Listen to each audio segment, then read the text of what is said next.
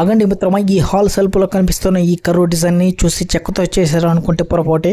మొత్తం సిమెంట్తోనే చేసిన ఈ మోడర్న్ డిజైన్ ఎలా తయారైందో ఒక్కో స్టెప్ని ఈ వీడియోలో చూపిస్తాను. చివరి వరకు తప్పకుండా చూడండి. మీకు నచ్చితే లైక్ చేయండి, షేర్ చేయండి, కామెంట్ చేయండి. ఓకే ఫ్రెండ్స్, ఈ వీడియో మీరు చివరి వరకు చూస్తే అక్కడ తప్పకుండా ఈ సిమెంట్ కబడ్కి మేము ఏ మెటీరియల్ వాడామో, ఎంత ఖర్చు అయింది, ఏ విధంగా చేసామో అనేది కంప్లీట్గా చెప్తాను. తప్పకుండా చివరి వరకు చూడండి ఫ్రెండ్స్. ఓకే, నమస్కారం ఫ్రెండ్స్, వినోద్ హోమ్ క్రియేషన్కి స్వాగతం. ఈరోజు మీకు ఒక అద్భుతమైన hall modern cement self design చూపించబోతున్నాను. ఈ డిజైన్ చూడడానికి చాలా స్టైలిష్గా ఉంటుంది. అదే సమయంలో ఇంట్లో వస్తువులను అందంగా అమర్చుకోవడానికి కూడా చాలా ఉపయోగపడుతుంది.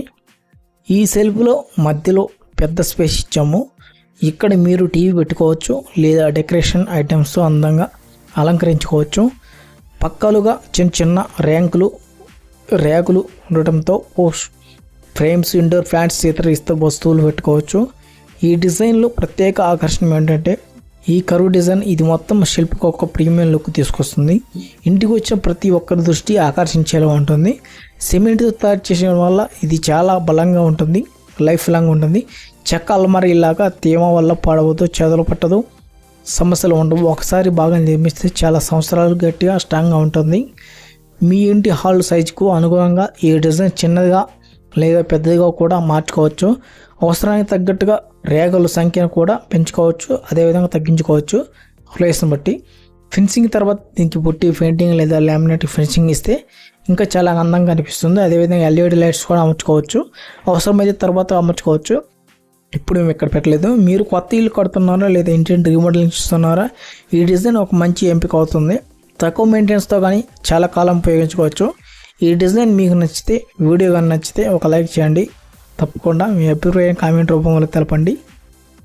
ఇలాంటి మరిన్ని వీడియోస్ కోసం, అదేవిధంగా కిచెన్, బెడ్రూమ్, అల్మారీలు, టీవీ యూనిట్లు, పూజ గది డిజైన్లు మరియు హాల్ సెల్ఫ్ వీడియోల కోసం మా వినోద్ హోమ్ క్రియేషన్ ఛానల్ను సబ్స్క్రైబ్ చేయండి. అదేవిధంగా పక్కనే ఉన్న బెల్ ఐకాన్ కూడా తప్పకుండా నొక్కండి. మా వీడియోస్ చూసినందుకు ధన్యవాదాలు. మళ్ళీ మరో వీడియోలో కొత్త వీడియోస్తో కలుగుతాం. అప్పటి వరకు నమస్కారం ఫ్రెండ్స్. Okay, bye.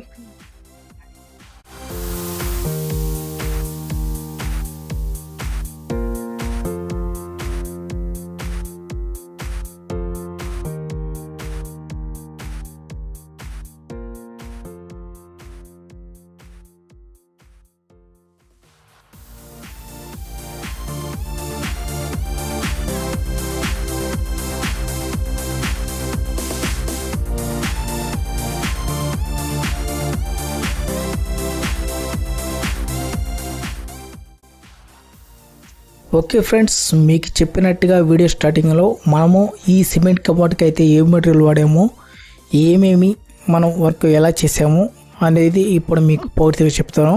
సో తప్పకుండా జాగ్రత్తగా వినండి ఫ్రెండ్స్. అయితే మనం ఫస్ట్ ఏదో ప్రకారంగా మనం ఏదైతే మనకు డయాగ్రామ్ ఇచ్చారో ఆ డయాగ్రామ్కి మనం చాక్ పీసర్ తోటి లేదంటే మార్కరింగ్ వేసుకొని, మొత్తం మార్కింగ్ వేసుకొని మిషన్ తోటి హోల్స్ వేసుకుంటాం.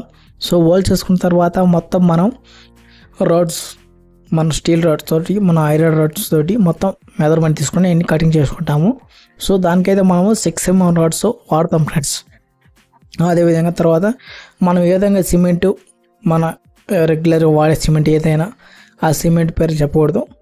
అయితే మనం వాడే సిమెంట్ కానీ ఇసుక కానీ రెండు మన జాలి పట్టిన ఇసుకతోటి, సన్న ఇసుకతోటి మొత్తం మిక్సింగ్ చేసుకొని దానికి తగ్గ రేషియోలో కలుపుకొని మనం పేపరు, చెక్కతోటి మొత్తం మెత్తేయాలి ఫ్రెండ్స్. సో మెత్తేసుకున్న తర్వాత మనం మళ్ళీ వండుకోణాలు పెట్టాలి.